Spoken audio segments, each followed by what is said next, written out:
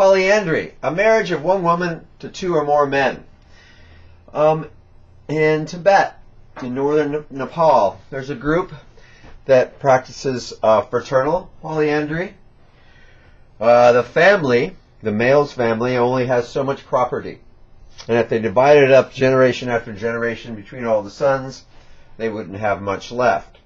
This way they keep the property held together. Several sons, brothers, marry one woman, and that keeps the property in the family. Again, about economy. Sister exchange rules. A common type of marriage consisting of the marriage of cross cousins. Men exchange their sisters as marriage partners to create alliances. This is associated with matriarchal lineage groups. Marriage finance. Bride service. We saw this with Nisa's husband. She stayed with her parents and did bride service for her parents. Sometimes this can last up to the third child. The groom works for the bride's parents sometimes up until the third child is born, making up for the loss of the daughter, keeping the daughter near her parents at that time, and it creates an alliance between families and a connection between the husband and the wife's parents. Bride wealth. Gifts from the groom's family to the bride's family, cost to family losing a member, benefits of not only the woman but potential children. It creates an alliance as well, and it creates the value of the wife. We'll see a film on that from the Chimbu in just a minute with bride wealth. Then dowry. Wealth brought with the bride when she marries. Not necessarily at the time of the wedding, it can come later. Here's the Chimbu of Papua New Guinea. If you remember from the video we saw out of Eden, they don't have a lot of protein. Pigs are their main source of protein. They came in from China about 1,000 years ago. And they've been farming in New Guinea probably almost as long as in the Fertile Crescent in the Middle East. So pigs are important. Pigs are wealth. You want to grow your pig population. Pigs are usually only killed and eaten at special occasions. And as you'll see, they're used as currency. Among the Chimbu, affection alone doesn't assure marriage. Tom expects Kube to pay a good bride price for Anna. To help him meet this obligation, all of Kube's clansmen must offer loans of pigs, food, and money. In effect, Kube will be taking out a mortgage which will be repaid over his lifetime. These familial obligations are like a net binding a clan together.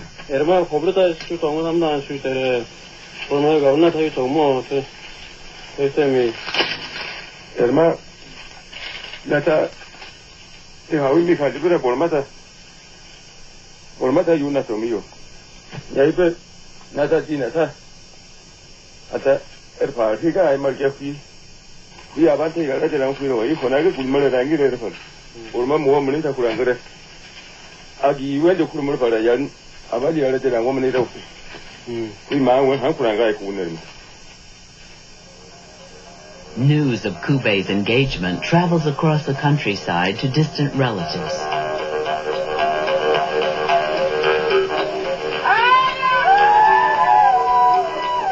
From far and wide, they come to make their offerings for the bride price.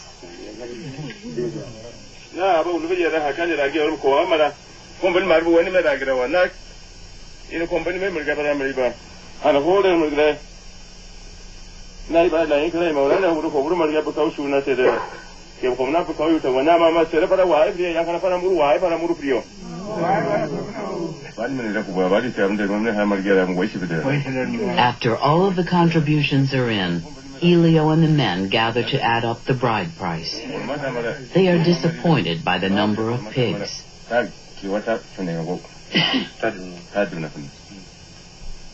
Although the clan doesn't want to go too deeply into debt, they know that if their offer is too small, Tom will reject it, injuring the pride of the village.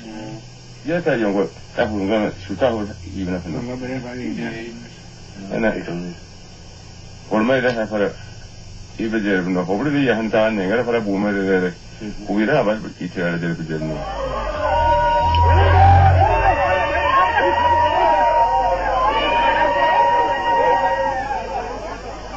When Tom arrives in Kubei's village to inspect the bride price, there is more at stake than Anna and Kubei's happiness.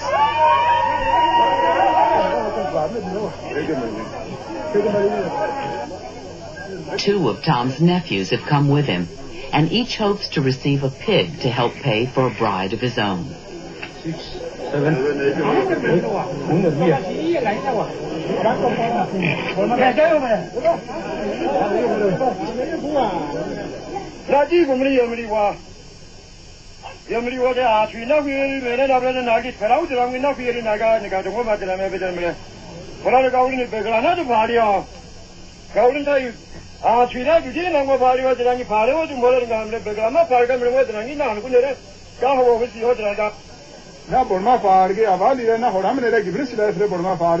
Despite Elio's protest that this is all the clan can afford, Tom is adamant.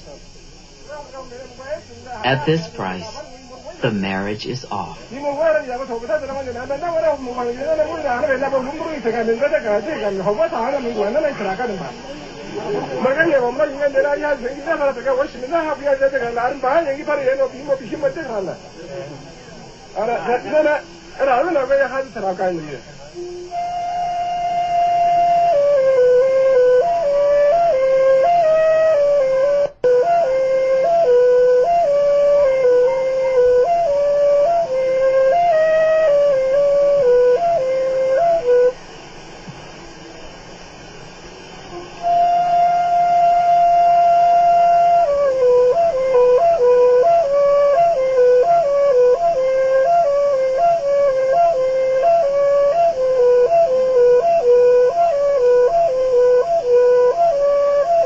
Kubei's clan cannot bear the shame of Tom's rejection, and there is only one way out. Reluctantly, they give up their prize pig, Orba. It is a great sacrifice for Akina, but only with the addition of Orba will Tom accept the bride price.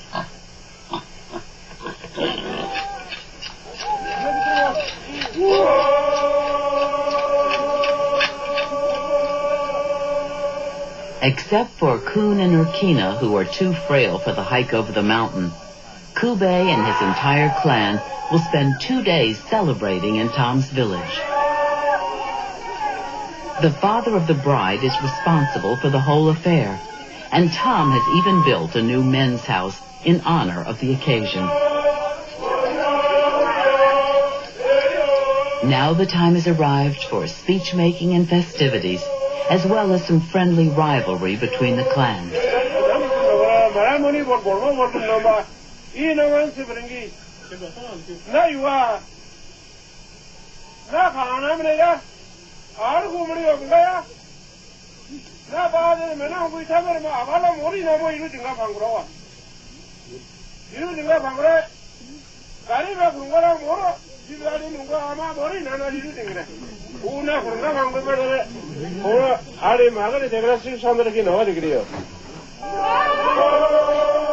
The men sound their approval of the bride price.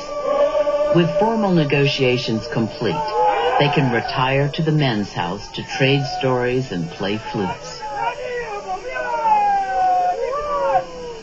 The women spend their nights singing songs they have composed to insult the opposing clan, much to Anna's embarrassment.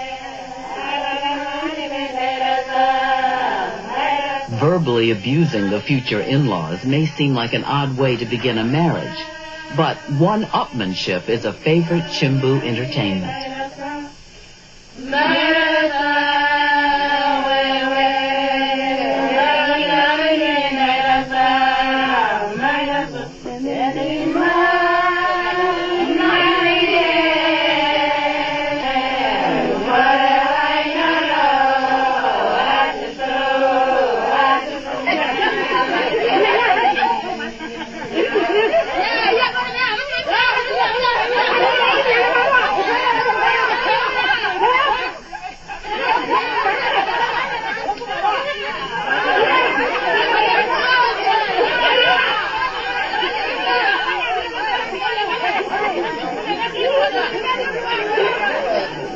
The next morning, competition between the clans reaches its peak as they dress for the final ceremony. Tom has gathered precious feathers from his clansmen for Anna's headdress. Kube too will be garbed in his family's finest.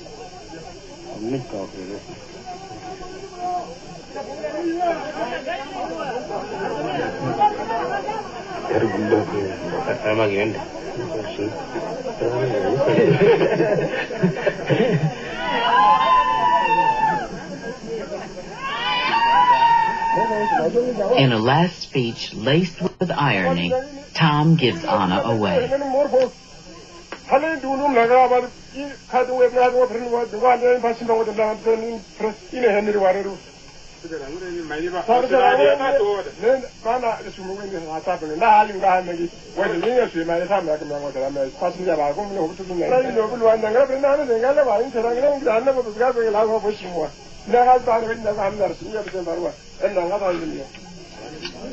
No rings or vows seal a Chimbu wedding.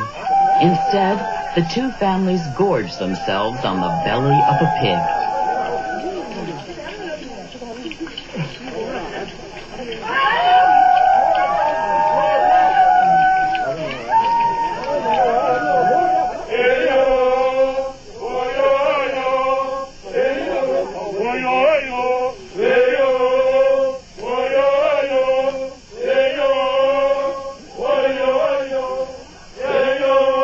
After 18 years in her father's care, Anna leaves the only home she's ever known. Saying goodbye to her family, she must now take her place in Kube's village and raise sweet potatoes and pigs.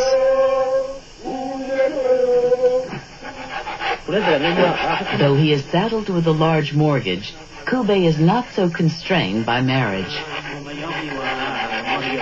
He will continue to perform the turn and head, helping his friends and relatives win their brides.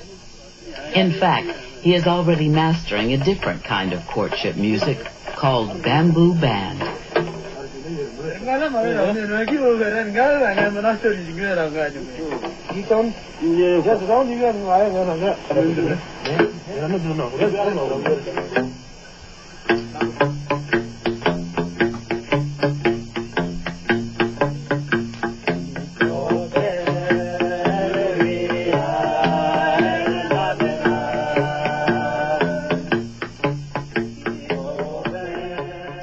So in this we see an example of bride price or bride wealth, the exchange for the bride. We also, something that stands out is people have been in New Guinea for about 40,000 years and have been having marriage all that time. If you'll notice, they get dressed. They have special outfits that they wear for special ceremonies.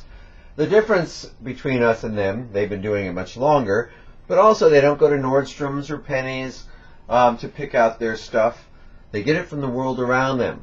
The feathers, the things that they make from wool or from the hides of animals. And they put together their own celebratory clothes, their own celebratory methods and decorations. Now, so this is, again, same function in very different ways. In this case also, this is patrilocal.